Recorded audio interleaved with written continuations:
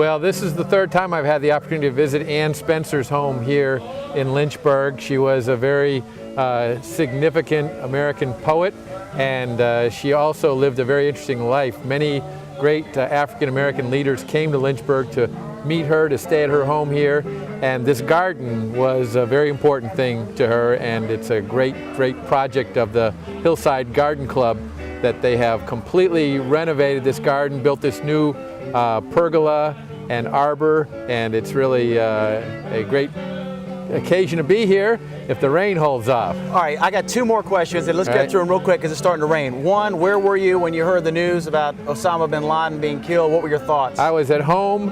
I was watching television, and my daughter texted me. She lives in New York, and she said, "What's going on?" And so I turned on one of the news channels, and they said that the president was about to announce that Osama bin Laden had been killed. I was very glad to hear that. It's not something that I usually say about the death of somebody, but he perpetrated one of the most evil acts against America in our history, and I was in the United States Capitol on the day that the attack took place, and I know that that fourth plane, the one that crashed in Pennsylvania due to the heroic acts of the people on board the plane, was headed toward the Capitol.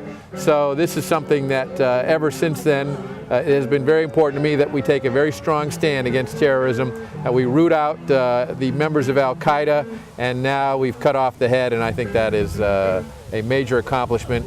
And our brave Navy SEALs based here in Virginia are to be commended for their great work.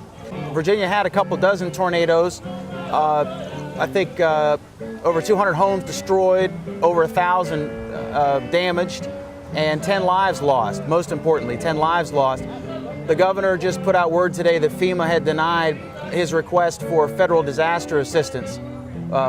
Any thoughts on that? Well, it's unfortunate. FEMA does have standards that they set, and we have very serious disasters around the country. Obviously, some of the states in the Deep South, particularly Alabama, were hit much harder than Virginia was. And of course, the state hopefully will be able to use state resources to help some of the families who lost their homes and were devastated.